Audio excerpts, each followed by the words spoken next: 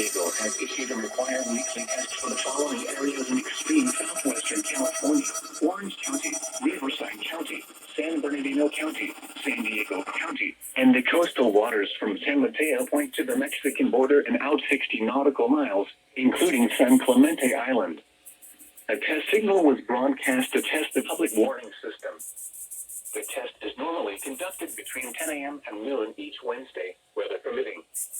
The signal was also used to test the activation and emergency readiness of the Skylar network of radio operators.